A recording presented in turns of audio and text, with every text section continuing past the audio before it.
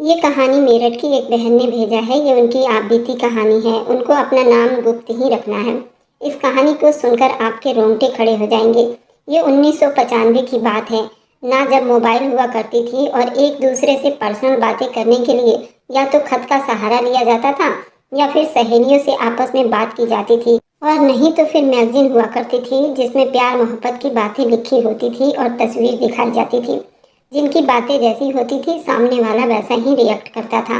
मेरे अंदर भी सुहागरात को लेकर बहुत सारे डर पैदा हो रहे थे, क्योंकि मेरी कम उम्र की सहेली की शादी मुझसे पहले हो गई थी और जो कुछ उसने अपने सुहागरात के बारे में बताया था, मेरा तो डर कर बुरा हाल हो गया था। उसके बाद उसने जो मैगजीन दी थी उसे पढ़कर और देखकर तो मेरा दिमाग ही घूम गया था। मेरी कहानी उस दिन शुरू हुई थी। अब तो मुझे शादी के रात से बहुत डर लग रहा है। मैं आपसे डिवोर्स लेना चाहती हूँ। मैं शादी के रात की तकलीफ को बिल्कुल भी बर्दाश्त नहीं कर पाऊंगी। मुझे दर्द नहीं सहना। आप मुझे डिवोर्स दे दो। फिर मुझसे सतेंद्र कहने लगा, क्यों इतना घबरा रही हो दिव्या, कुछ भी नहीं होगा, तुम्हें थोड़ी सी भी तकलीफ नहीं दूंगा। ये कहकर उसने मेरे ब्लाउज को दो भागों में। रिया, मुझे बहुत डर लग रहा है। मुझे तो ऐसा लग रहा था कि मैं अभी रो दूंगी। आवाज़ में मेरी बेचैनी, हिचकिचाहट थी। मैं नहीं जानती थी मेरे साथ क्या होगा। मेरी शादी हो गई थी, लेकिन विदाई से मुझे बहुत डर लग रही थी। रिया, मैं नहीं संभाल पाऊंगी। मैंने तो सुना है शादी के रात पति पत्नी के साथ मुझे ये बातें करने से बहुत डर लग रहा है। मैं शादी के रात के बारे में बहुत कुछ सुन रखा था। शादी के रात जैसे ही पति अपनी पत्नी के करीब आता है तो पत्नी को जब मुंह दिखाई देता है तो उसका दर्द संभालना बड़ा मुश्किल हो जाता है। इतना कि बर्दाश्त करना मेरे बस की बात नहीं। तुम्हें तो पता है ना, मुझे जरा सा भी मार लग जाए तो रोना आ जाता है और पति तो पूरे के पूरे मुझ में समा जाएंगे। मैंने जब से तुम्हारी शादी की कहानी सुनी है ना, मेरे तो सोच सोच कर ही रोंगटे खड़े हो रहे हैं। इस सब से मुझे बहुत डर लग रहा है। और तुम्हें पता है, मैंने एक कहानी भी पढ़ी थी। शादी की पहली रात ही पति ने लड़की के साथ सुहागरात मनाकर उसे अस्पताल पहुंचा दिया था और अगली सुबह तक उसे इतनी ब्लीडिंग हुई थी कि सुबह तक मर ही गई थी। और तब से तो मेरा दम ही घुट रहा है। और तुम्हें पता है, सतेंद्र भी बहुत गुस्से वाला दिखाई देता है।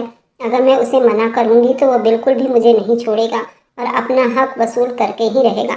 अगर मेरे मना करने पर उन्होंने मुझे डिवोर्स दे दी तो मेरा क्या होगा। और शादी के बाद उसका प्यार सहकर भी मैं अस्पताल पहुंच गई और सुबह तक मैं भी मर गई तो ये कहते ही मेरी जुबान कांप उठी थी। मेरी आंखों से बराबर आंसू निकले थे। मेरी आंखों में खून के आंसू तैर रहे थे। मुझे तो शादी जैसी शब्द से ही अब नफरत हो रही थी। मेरा इतने कहने पर रिया मेरे पास आई। फिर वह धीरे से बोलने लगी, दिव्या, यही दुनिया का दस्तूर है। शादी के रात तो हर लड़की को ये सब सहना ही पड़ता है। तुम इससे भाग कर नहीं जा सकती। शादी एक ऐसा बंधन है जो मर्द औरतों के जिस्म को भी उजाड़ देता है और ये मर्द की फितरत में शामिल होती है जो अपनी पत्नी से पूरी करता है। अगर तुम उसे रोकने की कोशिश करोगी तो ये मर्द के साथ बहुत गलत होगा और भगवान की नज़रों में भी ये पाप होगा। हर मर्द अपने दिल में एक ही इच्छा लिए शादी करता है और वह इच्छा अपनी पत्नी से पूरा करता है। और अगर शादी के बाद भी तुम उसे ये सब करने के लिए रोकोगी तो ये आदमी के साथ बहुत नाइंसाफ़ी वाली बात होगी। फिर मैंने एकदम से नाम में सिर हिलाया, नहीं रिया नहीं, मैं ये सब बर्दाश्त नहीं कर पाऊंगी। ये सब सोचते ही मेरे जिस्म से जान निकलती जा रही थी। तो मैं कैसे उसके करीब जाऊंगी। जब वो मेरे करीब आएगा, मुझे छुएगा, मुझे चूमेगा, मेरे जिस्म पर हाथ रखेगा, मैं ये सब बर्दाश्त नहीं कर सकती। मेरी जान तो अभी से जा रही है और तुम हो कितनी आसानी से ये सब बातें कर रही हो। मुझे किसी तरह का मज़ा नहीं चाहिए और नहीं इस तरह का कोई प्यार चाहिए। मैं शादी जैसे रिश्तों को ही नहीं मानती। तुम खुद सोचो रिया, न जाने वो मेरे साथ क्या करेगा। वह बहुत ही मासूम थी। अपनी तकलीफ को अपने सहेली के साथ सुनाने की कोशिश कर रही थी। फिर से रिया कहने लगी, दिव्या, तुम परेशान मत हो। सभी को ये सब कुछ बर्दाश्त करना पड़ता है। मैं भी तो इस सब से गुजर चुकी हूँ। तुम अकेली नहीं हो जो ये बर्दाश्त करने पर इतना डर रही हो। मेरे साथ भी ऐसा ही हुआ था। दर्द भी हुआ था, लेकिन मैंने वो सब बर्दाश्त किया था, क्योंकि पति को अगर मैं ये सब करने से मना कर देती तो हमारा रिश्ता कमज़ोर पड़ जाता। अगर हम अपने पति को ये सब करने के लिए मना करते रहेंगे तो मर्द बाहर मुंह मारने लगते हैं, दूसरी औरतों में दिलचस्पी लेने लगते हैं और ये गलत भी है, पाप भी है। हर औरत को बर्दाश्त करना पड़ता है। तुम इससे कभी भी भाग नहीं सकती। आज नहीं तो कल ये सब सहना ही पड़ेगा। और तुम्हें पता है, अगर औरत इस सब चीज़ को अच्छे से समझने लगे तो उसे भी ये सब अच्छा लगने लग जाता है। तो मेरी बात को समझने की कोशिश करो। अगर तुम इसी तरह से डरती रहोगी, तुम्हारा रिश्ता खोखला पड़ जाएगा। फिर तुम्हारा पति सतेंद्र भी तुमसे भागने लगेगा। क्योंकि अपने पति की मोहब्बत से तुम खुद को दूर कर रही हो। रिया की इस तरह की बातें सुनकर तो मैं रोने लग गई थी। मेरी आवाज़ कांपने लगी। नहीं, मेरे साथ जाती होगी, मैं इस तरह का समझौता नहीं कर सकती। मैं क्यों इस सब को बर्दाश्त करूं? वो कैसे मुझे छुएगा, मेरे करीब आएगा, मेरे जिस्म पर हाथ फेरेगा? ठीक है, मैं मानती हूँ वो मेरा पति है, लेकिन जिस्म तो मेरा है, इसमें मेरी मर्जी कहाँ? फिर एक गहरी सांस ली। दिव्या, ये सब तुम्हारी मर्जी से नहीं चलेगा, ये जिंदगी का सिस्टम है, ऐसा ही है और कोई भी उसे बदल नहीं सकता।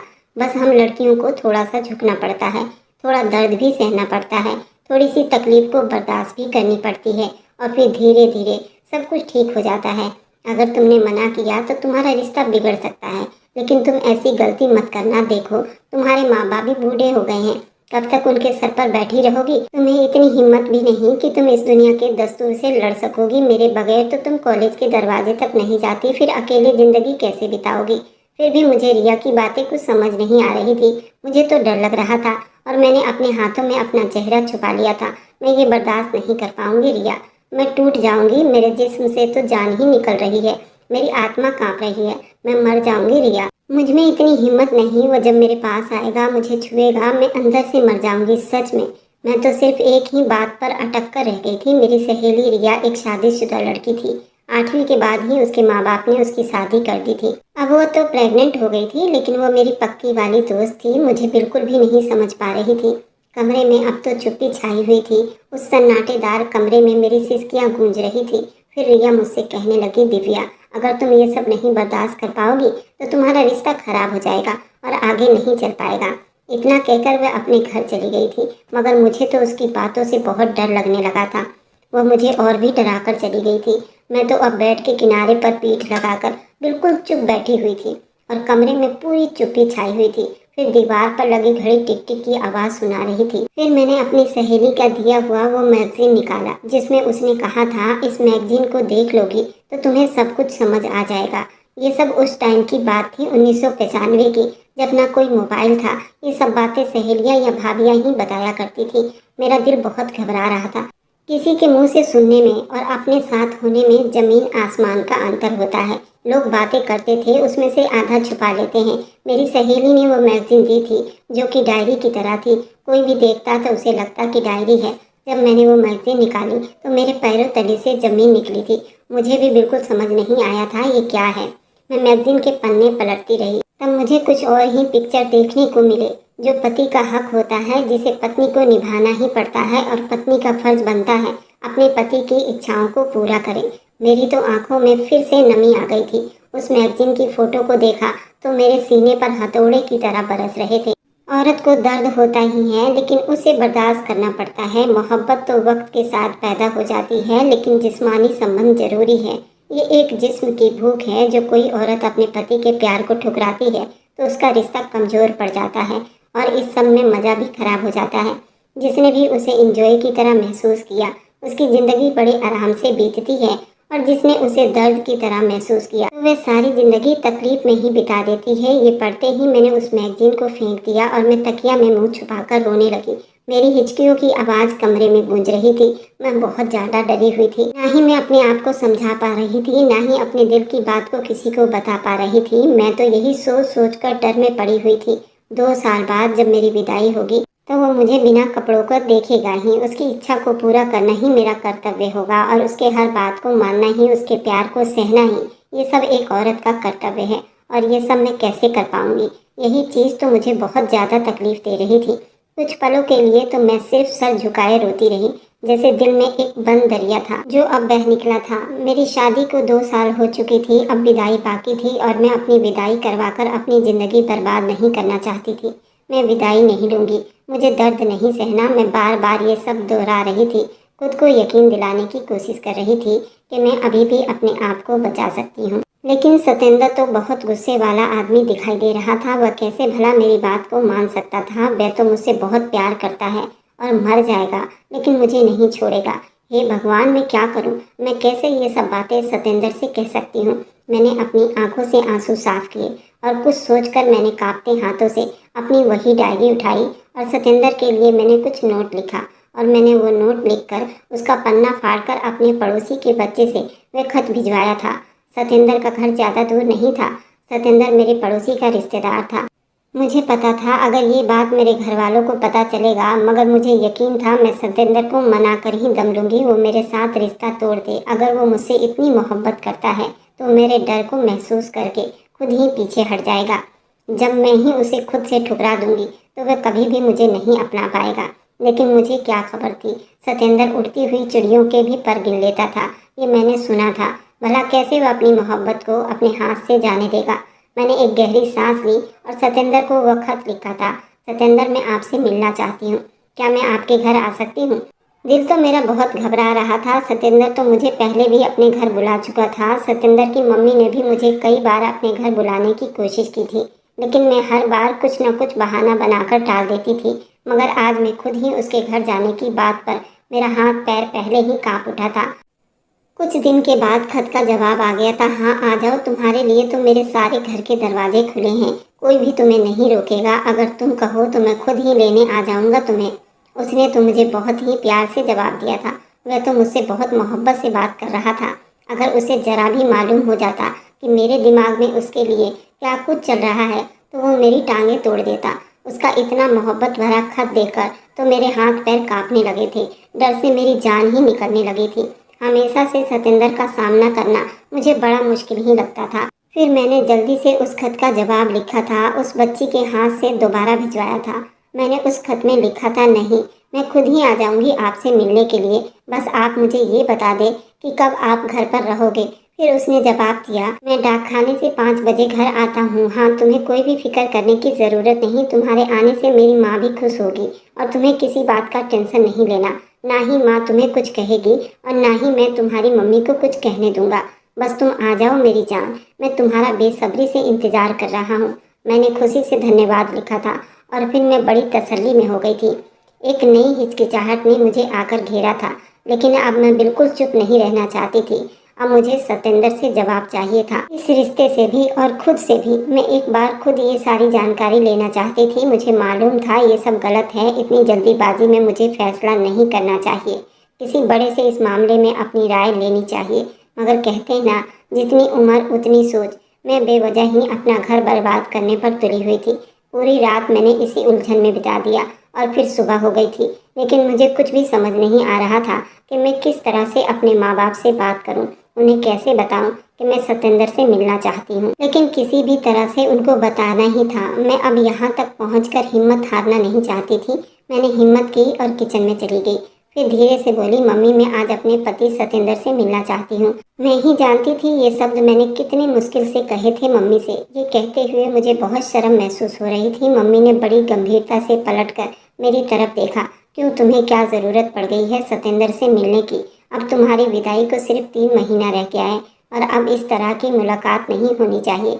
ऐसी मुलाकातें करते रहने से लोगों की नज़र लग जाती है इस रिश्ते को, और विदाई के दिन दुल्हन के चेहरे पर रूप नहीं निखरता।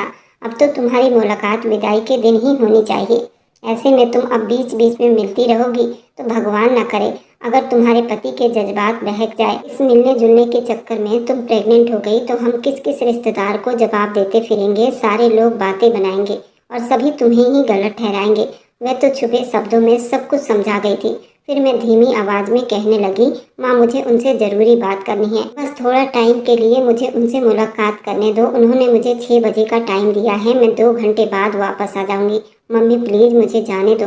माँ परेशान हो गई थी। बेटा, तुम्हारे पापा नाराज़ हो जाएंगे। उन्होंने खुद ही कहा था कि अब तो विदाई के दिन नज़दीक आ रहे हैं तो तुम उनके घर आना जाना नहीं कर सकती। बेटा, हम सब के परिवारों की इज्जत का सवाल है और मैं जो बात कह रही हूँ उस पर थोड़ा सा ध्यान दो।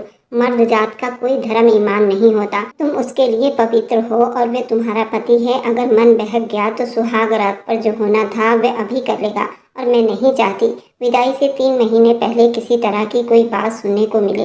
अब खुले शब्दों में बोल पड़ी थी और मेरे जिद के आगे वो हमेशा मजबूर हो जाती थी। लेकिन आज मैं मजबूर नहीं होना चाहती थी। मगर उन्हें क्या मालूम कि उनकी बेटी इसी मामले को ख़त्म करने जा रही है।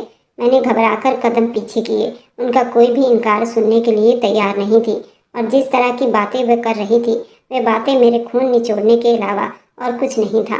एक पल को चुप रहकर आंखें बंद की और हिम्मत करके दोबारा आगे बढ़ी। माँ, मुझे बस एक बार जाना है। मैं वादा करती हूँ देर नहीं करूँगी। भगवान के लिए आप मेरी मम्मी हैं, मेरी बात समझने की कोशिश करें। मेरे दिल में बहुत सी उलझनें हैं, मैं खुद को लेकर बहुत परेशान हूँ। वो मेरी ज़िंदगी का हिस्सा बनने जा रहा है, मुझे उनसे कुछ पूछना है, कुछ सुनना है। मैं खाली दिल के साथ इस रिश्ते में नहीं जा सकती। उन्होंने मेरी तरफ देखा, मेरी आंखें नम थी, मेरे चेहरे पर बहुत परेशानी दिखाई दे रही थी। मैं थोड़ा परेशान हो गई थी। किस बात के लिए तुम्हें टेंशन हो रही है? एक दिन विदाई सारी लड़कियों की होती है, फिर उसमें परेशान होने वाली कौन सी बात है? माँ प्लीज़, आप कह दो ना, मुझे जाना है। भगवान के लिए मैं आपको अभी कुछ भी नहीं बता सकती, लेकिन मेरा उनसे मिलना बहुत ज़रूरी है। अगर आप चाहती हैं कि मैं खुश रहूं, तो मुझे आज जाने दीजिए और पापा को भी संभाल लेना। उन्होंने गहरी निगाह मुझ पर डाली थी, मगर मेरे चेहरे की हालत को समझते हुए उन्होंने धीरे से मुझे कह दिया था और गुस्से में कहने लगी, अच्छा जाओ, लेकिन एक बात कान खोल कर सुन लो। 6 बजे का टाइम है ना, तो फिर 7 बजे तक तुम घर पर होनी चाहिए। तुम्हारे पापा को कुछ पता न चले, इससे पहले तुम घर आ जाना। मैंने तेजी से हाँ में सिर हिलाया और माँ के पैर छुए। मैं वक्त पर आ जाऊंगी, आप बिल्कुल भी फिक्र मत करना। फिर मैं किचन से अपने कमरे में आ गई। अब वक्त यूं ही बीत रहा था। अब तो 6 बजने को आए थे और मैं धीरे धीरे दरवाज़ा खोलकर सर पर दुपट्टा लिए दरवाज़ा बंद करके गली के कोने पर खड़ी हो गई। मेरे चेहरे पर बहुत घबराहट थी। मेरे कदम तेज रफ्तार में चल रहे थे। इतनी देर में रिक्शे में बैठकर निकल पड़ी थी। रिक्शे में बैठकर यही सोच रही थी, ये शादी घर वालों की मर्जी से हुई थी। सबने यही कहा था कि जोड़ा बहुत खूबसूरत है, रिश्ता बहुत अच्छा है, मगर मुझे शादी के कुछ दिन पहले ही पता चला था कि ये इत्तेफाक नहीं था, बल्कि सतेंद्र ने मुझे किसी शादी में देखा था और मुझे देखते ही वही अपना दिल हार बैठा था। मुझे अपने दिल में बसा लिया था और धीरे धीरे करके अपने परिवार वालों को मना कर हमारा रिश्ता तय करवा दिया था। मुझे तो ये जानकर बहुत अजीब सी खुशी हुई थी। कैसे होगा ये सब, जो किसी एक झलक को देखकर उम्र भर का फैसला कर बैठा है। मैंने सोचा था शायद यही मोहब्बत है और मैं बहुत खुशकिस्मत हूँ। शादी के दिन तो मेरे चेहरे पर बहुत खुशी थी, एक अलग सी चमक थी। मुझे तो लगा था अब मैं एक सुरक्षित मोहब्बत भरी जिंदगी की तरफ जा रही हूँ, मगर वे रात जब सतेंद्र ने शादी के बाद मेरे पास आकर कान में कहा था, वो ये था, मेरा बस नहीं चल रहा। मैं अभी अपने घर ले जाऊं और सारी रात तुम्हारी खूबसूरती को देखता रहूं, तुम्हें अपने सीने से लगा लूं, अपनी मोहब्बत तुम पर लुटा दूं, अपना एहसास तुमसे जोड़ लूं। लेकिन किस्मत है, अभी सिर्फ तुमसे शादी हुई है, आगे की मुलाकात तो विदाई के बाद ही तय होगी। बस जल्द से जल्द तुम अपनी पढ़ाई पूरी करो ताकि मैं तुम्हें अपना लूं। मेरे अंदर कुछ टूट सा गया था। उस शब्द के बाद से मेरा सुकून गायब हो गया था। मेरी सोच पर एक बोझ आ गया था। मैंने महसूस किया कि शायद मोहब्बत की जड़ सिर्फ जिस्म की भूख पर रखी जाती है। वह एक बार फिर से अजीब सा महसूस करने लगी थी। दिल में सवाल उभरा, क्या यही जिंदगी है जिसका सपना देखा था? फिर जिंदगी यूं ही चलती रही। 12वीं के पेपर खत्म होते ही विदाई की बातें तेज हो गई। तारीख तय हो गई, सिर्फ 3 महीना रह गया था, मगर मेरे अंदर अब तूफान उठ चुका था। हर बीते दिन के साथ दिल घबराता था, दिमाग चकराने लगता। मुझे लगता जैसे मैं एक ऐसी दीवार की तरफ धकेली जा रही हूँ जिसके पीछे अंधेरा और आग है। मैं दिल में पक्का फैसला कर चुकी थी, मैं अब और ज़्यादा चुप नहीं रहूँगी। रिक्शे में बैठे बैठे मेरे दिल ने तय कर लिया था कि मैं सतेंद्र के सामने खुलकर बात करूँगी। मुझे ये रिश्ता ख़त्म करना है, एक ऐसा रिश्ता जिसमें मेरी इज्जत ही सुरक्षित ना हो, वह जिंदगी का हिस्सा नहीं बन सकता। रिक्शा एक गली में मुड़ा, सामने का बोर्ड देखा, सतेंद्र का घर बिल्कुल पास में ही था। मैंने दुपट्टा ठीक किया, कांपती हाथों से गेट बजाया। मैंने अपनी घबराहट को छुपाने की कोशिश की और आंखें बंद की। खुद को आखिरी बार समझाया था, अब जो कुछ कहना है खुलकर कहना है, अगर डरूंगी तो सब कुछ बेकार हो जाएगा। ठीक है, अपने आप को संभाल लो, जो दिल में आएगा वही करूंगी। मैं जैसे तैसे खुद को समझाया था। एक रास्ता तय करने के बाद मैं उसके घर तक पहुंच गई थी। दरवाजे से अंदर आते ही दाईं तरफ एक बड़ा सा आंगन था, बल्कि सब कुछ किसी महल की तरह दिखाई दे रहा था। रिक्शे से उतरकर ही कांपते कदमों के साथ आगे बढ़ी थी। मेरे दिल की धड़कनें अब बहुत तेज हो रही थी। मैं दिल में अजीब सी बेचैनी लेकर उसके घर गई थी। तभी सतेंद्र की माँ वहीं पर बैठी हुई थी। जैसे ही उन्होंने मुझे देखा तो वह मुस्कुराकर उठ खड़ी हुई। अरे दिव्या बेटा, तुम आ गई, वो मेरे पास आते आते कह रही थी। मैंने उनके पैर छुआ तो उन्होंने बड़ी प्यार से मुझे आशीर्वाद दिया। मेरे माथा चूमे मैंने उनका पैर छुआ। हे भगवान, तुम्हें नजर ना लगे, कितनी प्यारी लग रही हो। आज कैसे हमारे घर का चक्कर लगाया, मुझे तो यकीन नहीं हो रहा कि मेरी बहू मेरे घर आई है। उनका शब्द प्यार से भरा था। मैं घबराकर थोड़ा सा पीछे हुई थी और अपना सर झुका लिया था और बोली, आंटी, मुझे सतेंद्र ने बुलाया था। मैं तो बात को गोल मोल घुमाकर बोल रही थी, सतेंद्र ने तो मुझे नहीं बुलाया था। मैं खुद वहाँ पर आई थी, लेकिन मैंने आंटी से झूठ बोल दिया कि सतेंद्र ने मुझे यहाँ बुलाया था। फिर आंटी ने मुझे सोफे की तरफ इशारा किया। बैठो बेटा, सब ठीक तो है ना? तुम्हारे मम्मी पापा कैसे हैं? मैं भी अब सोफे पर बैठ गई, मगर हाथ पैर कांप रहे थे। मेरा दिल जोर जोर से धड़क रहा था। जी सब ठीक है आंटी, बस मैं सतेंद्र से मिलने आई हूँ। उन्होंने कहा था 6 बजे तक तुम आ जाओ। फिर आंटी ने मुस्कुराकर कहा, हाँ वह कह रहा था कि तुम आओगी। अच्छा किया तुमने ये फैसला किया। मुलाकात का अपनी पढ़ाई को लेकर तुम्हें बात करनी होगी। तुम कर सकती हो, आखिर तुम्हारा पति है और अच्छा ही है। एक दूसरे की बातें समझ जाओ तो शादी तो हो चुकी है, बस तुम्हारी विदाई को 3 महीने रह गए हैं। अपने दिल की बातें एक दूसरे के साथ शेयर कर लिया करो, एक दूसरे को समझा दिया करो। मैं नजरें झुकाकर ना में सिर हिला दिया, दिल की बातें समझा करो। इस शब्द से मैं उलझन में पड़ गई थी। जिन बातों का आज मैं अंत करने जा रही थी, क्या वे दिल की बातें थी या फिर एक तूफान था जो सब कुछ बदल सकता था? फिर आंटी ने नरमी से कहा, चलो फिर जाओ, वह तुम्हारे इंतजार में है, अपने कमरे में ही है। तुम जाओ, मैं तुम्हारे लिए कुछ भिजवा देती हूँ। अब मैं धीरे से खड़ी हुई और अपने दुपट्टे को ठीक किया और हाथों की नमी को साफ किया। धन्यवाद आंटी, ये कहकर वहाँ से चली गई। सीढ़ियों की तरफ कदम बढ़ाते हुए मेरे पैर लड़खड़ा रहे थे। मेरे कदम के साथ मेरे दिल की धड़कन भी तेज हो रही थी। लेकिन मैंने आज फैसला कर लिया था कि मैं आज ये समस्या तय करके ही जाऊंगी। फिर मैं सतेंद्र के कमरे की तरफ पहुंच गई। मैंने एक पल रुककर गहरी सांस ली, फिर नरमी से दरवाजे पर आवाज़ दी। सतेंद्र की आवाज़ आई, आ जाओ। फिर मैंने दरवाजे को धीरे से खोला। कमरे में मैंने देखा तो वह सफ़ेद कमीज में आधे बटन खोले हुए काफ़ी हैंडसम लग रहा था। मुझे देखते ही सतेंद्र मुस्कुराया और जल्दी से खड़ा हो गया। आज मेरी जान को मेरी इतनी याद आ रही थी कि वो मुझसे मिलने के लिए खुद मेरे घर चली आई है। वह धीरे धीरे कदम बढ़ाता हुआ मेरे करीब आया और नरमी से वो मेरे कमर पर हाथ डालकर मुझे अपने पास खींच लिया। वरना तो कभी मेरी प्यारी धर्मपत्नी ने ऐसी कोई इच्छा नहीं की थी। तुम्हें पता है आज मैं कितना खुश था? मैं तो इतना खुश था कि उसकी कोई हद नहीं थी। मेरा दिल तो जोर जोर से धड़कने लगा। मैं बिल्कुल चुप खड़ी हो गई थी। सतेंद्र ने मेरे चेहरे को देखते हुए नरमी से कहा, तुम्हारे खातिर आज मैंने अपने डाकखाने में कई लोगों को मिठाई दे दिया। मैं आज खुशी से इतना झूम उठा हूँ। अब अच्छा बताओ, क्या बात करनी थी तुम्हें मुझसे? या फिर पहले एक काम करते हैं, थोड़ा रोमांस कर लेते हैं, उसके बाद तुम्हारी ज़रूरी बात भी सुन लूँगा। वह मुझे छेड़ते हुए मेरे गाल की तरफ झुकने लगा था, लेकिन मैंने जल्दी से अपना हाथ आगे करके उसे रोका था। नहीं सतेंद्र जी, पहले मेरी बात सुन लीजिए प्लीज़, उसके बाद आपको जो करना है वो करें।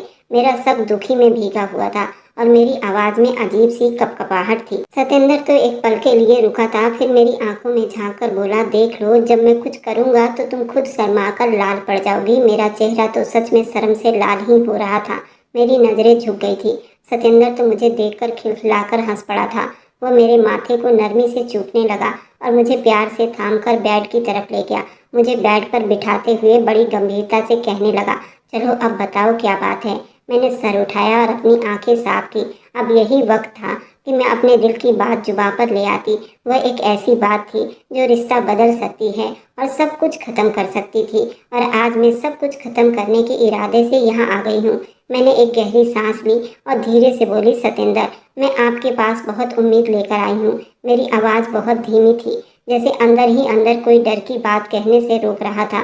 बीच में कोई रोक टोक नहीं थी, बस वो मेरी तरफ बहुत गौर से देख रहा था। वो मेरी बातें सुनकर बिल्कुल उलझा हुआ था। फिर मैं धीमी आवाज़ में बोली, आप हमेशा कहते हैं ना कि आप मुझसे मोहब्बत करते हैं, बहुत चाहते हैं मुझे। बस शादी के रात भी आपने जो बात की थी वह सब बातें मुझे आज तक याद है। उस रात जब आपने मुझे कान में वह शब्द कहे थे, मैं हंसी नहीं बल्कि मैं डर गई। मैं आज सतेंद्र से कुछ छुपाना नहीं चाहती थी, हर बात खोल कर बता देना चाहती थी ताकि हर गलतफहमी आज ही खत्म हो जाए। मैं अपने पलके उठाकर सतेंद्र की आंखों में झांकने लगी, मगर मुझ में हिम्मत नहीं हुई। मैं अंदर डर कर चिपकी थी। सिर्फ मेरे भगवान ही जानते थे उस वक्त मैं कितनी हिम्मत करके वहाँ बैठी थी, अपने दिल का हाल सुनाने बैठी थी। मैं बिल्कुल साफ शब्दों में बोली, मुझे लगता है आप मेरे जिस्म और मेरे हुस्न से प्यार करते हैं।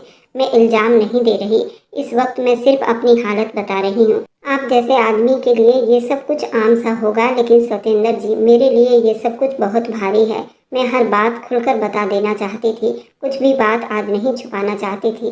सतेंद्र बिल्कुल चुप बैठा मुझे देख रहा था। उसके होठों पर एक धीमी सी मुस्कुराहट थी, मगर आंखों में एक गहरी गंभीरता उतर आई थी। मैंने हल्का सा कांपते हुए कहा, मैं जानती हूँ मैं ये गलत बोल रही हूँ। ये सब कहने का वक्त नहीं था, शायद मौका भी नहीं। आपको दुख होगा, आपका दिल दुखेगा, लेकिन मैं मजबूर हूँ। मैं रुक गई, जैसे शब्द गले में ही फंस गए हों। फिर खुद को संभाल कर बोली, मैं आपकी मोहब्बत और आपकी चाहत बर्दाश्त नहीं कर सकती। मैं बहुत डर गई हूँ। सतेंद्र जी, मुझे आपसे डिवोर्स चाहिए।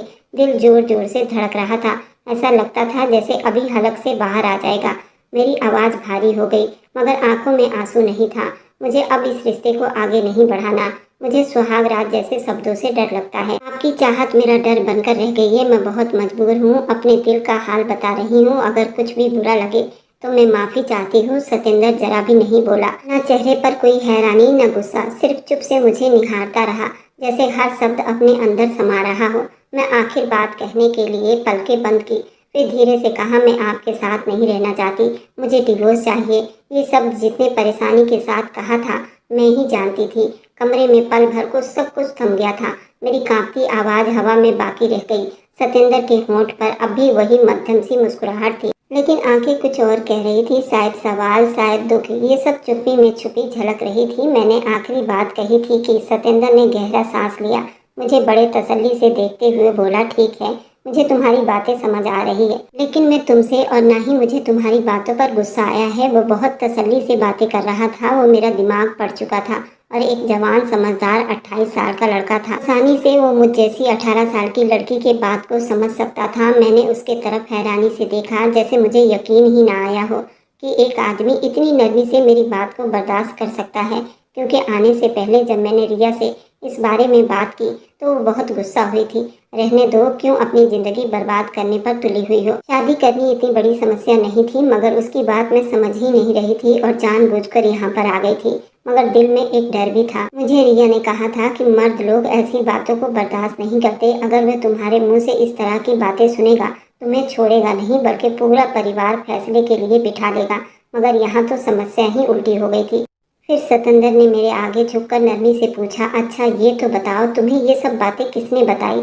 न जाने क्यों मेरी बातें सुनकर उसे अंदाजा हो गया था ये जुबान मेरी नहीं थी। मैं बहुत मासूम थी। जितने बड़े बड़े शब्दों को मैं बोल चुकी थी उसके सामने साफ साफ झलक रहा था मैं किसी और से अच्छी तरह से गलत जानकारी लेकर उसके सामने आई हूँ। मैंने थोड़े वक्त के लिए सोचा और फिर सतेंद्र से कहने लगी, सतेंद्र जी, वो मेरी सहेली है ना रिया, उसने मुझे बताया, मेरी बेस्ट फ्रेंड है। आपसे शादी वाले दिन मिलवाया तो था, वही है। सतेंद्र को याद आ गया। मैं बोलती ही चली गई। रिया की तो 8वीं क्लास के बाद ही उसके माँ बाप ने उसकी शादी कर दी थी और 2 साल के बाद विदाई की थी। अब मेरी विदाई होने जा रही है, इसलिए मैं शादी के रात वाली रातों से डर गई हूँ। उसी ने मुझे बताया था कि शादी की पहली रात बहुत दर्द होता है, पति की बहुत सी मोहब्बतें सहनी पड़ती हैं। और मुझे देखिए, मैं तो जरा सी सुई चुभने पर भी जोर से चिल्ला उठती हूँ और उस तकलीफ को मैं बर्दाश्त नहीं कर सकती। और फिर आप जो मुझ पर पूरा हक रखते हैं। मैं ये कहते हुए झिझक कर रुक गई। मेरी बेध्यानी से ये शब्द मेरी जुबान से निकल चुके थे, जब तुम मुझ में समाओगे मैं कैसे बर्दाश्त कर सकूंगी उस तकलीफ को। मेरी बातें सुनकर सतेंद्र बहुत जोर जोर से हंसा था। मैंने किसी तरह का कोई पर्दा नहीं रखा था, सिर्फ मेरी बातों पर उसे हैरानी हुई थी और उसे मुझ पर जी भरकर प्यार आया था। वह तो कुछ पल यूं ही हंसता रहा, फिर मुस्कुराहट के साथ मेरी तरफ झुककर बोला, सुनो, मैं आज तुम्हारे दिल से सारा डर निकाल कर छोड़ूंगा। ना ही तुम्हारे अंदर कोई डर रहेगा और ना ही तुम अपनी जुबान से डिवोर्स जैसी शब्द निकालोगी, ना ही तुम्हें कोई घबराहट होगी। मैंने तो उसके तरफ परेशानी से देखा, आंखों में उलझा था। कैसे सतेंद्र जी, आप कैसे मेरे डर को दूर करेंगे? फिर सतेंद्र ने प्यार से मेरे हाथों को अपने हाथों में लेकर कहने लगा, वैसे ही जैसे हर पति अपनी पत्नी को समझाना चाहता है। मैं सब कुछ तुम्हें कुछ कहे बिना ही समझा दूंगा। तुम्हारे हर सवाल का जवाब तुम्हारी आंखों में लिख दूंगा। मगर जब तुम इस सब के लिए तैयार हो जाओगी तब मैं और ज़्यादा कुछ कहती। उससे पहले कि अचानक वो मेरे पास आया था। बेड पर हम दोनों के बीच थोड़ी सी दूरी होने के बराबर थी। उसके यूं में करीब आता देखकर घबरा कर पीछे हुई थी, मगर फिर सतेंद्र ने अचानक मेरी कमर पर हाथ डालकर मुझे अपने बिल्कुल करीब कर लिया था। हम दोनों के चेहरे एक दूसरे की सांसों से दहक उठे थे। मैं कुछ समझती उससे पहले ही वो मेरी गर्दन पर चाहत से झुक गया था, जबकि मेरा पूरा बदन उसके मोहब्बत से ही कांप उठा था। जितनी प्यार से वो मेरी गर्दन पर झुका था, वैसे ही मेरा पूरा बदन कांप उठा था। मैं तो उससे दूर होने की कोशिश कर रही थी, मगर अब उसके हाथ मेरी कमर पर किसी जादूगर जैसे धीरे धीरे चल रहे थे। जिसकी वजह से मेरा पूरा बदन बिल्कुल मदहोश होने लगा था। मगर मैं उसे रोकने की कोशिश की, मगर मैं खुद उसके मोहब्बत में डूबती चली गई। कब मेरी गर्दन से दुपट्टा हटा, कब मेरी कमीज उतर गई, मुझे तो कुछ भी पता ही नहीं चला था। मैं बेकाबू होकर उसके सीने से जा लगी थी। सतेंद्र भी धीरे धीरे मेरे शरीर को चूमता चला गया और मैं भी उसे ऐसा करने से रोक नहीं पाई थी। फिर वहाँ 2 घंटे तक कमरे में चुप्पी छाई हुई थी। मैं उसके बिल्कुल गोद में लेटी हुई थी। मेरा चेहरा थकन से सूज रहा था। मेरे पूरे बाल बिखरे हुए थे और चेहरे पर आकर ठहर गए थे। फिर सतेंद्र ने धीरे से मुझसे पूछा, अब निकल गया डर तुम्हारा? ज़्यादा दर्द तो नहीं हुआ ना तुम्हें? मैं भी टिमटिमाती अंदाज में अपनी आंखें खोली थी। फिर उससे कहने लगी, आपने मेरे साथ अच्छा नहीं किया सतेंद्र जी। मैं आपको कभी माफ़ नहीं करूँगी। मैं तो आपसे सिर्फ बात करने आई थी। आपने तो मेरे साथ में ये सब बातें करते करते एकदम ठहर गई थी। मेरा चेहरा तो शर्म से लाल हो उठा था। फिर सतेंद्र ने मुस्कुराते हुए नाजुक से मेरी नाक को छुआ। प्यार भरी शब्दों में बोला, मेरी प्यारी पत्नी, मेरी जान, तुम्हें समझाना बहुत जरूरी था। तुम बेवकूफ़ी में बहुत बड़ा कदम उठा लेती, जो न सिर्फ तुम्हें नुकसान देता बल्कि हमें एक दूसरे से दूर कर देता। और मैं ऐसा बिल्कुल भी नहीं करना चाहता था जिसमें अपनी जान से दूर हो जाऊं। मैं जितनी मोहब्बत तुमसे करता हूँ शायद दुनिया में किसी से हो। मेरे इस प्यार को तुम बुरा मत समझना। ये सब तुम्हें समझाना अब बहुत ज़रूरी हो गया था। मैं तुम्हारा पति हूँ, कोई गैर आदमी नहीं हूँ। सतेंद्र की बातें सुनकर अब मेरे दिल पर भी सुकून आ गया था। मेरा तो डर ही निकल गया था। अब मुझे शादी के रात को लेकर कोई भी डर नहीं लग रहा था।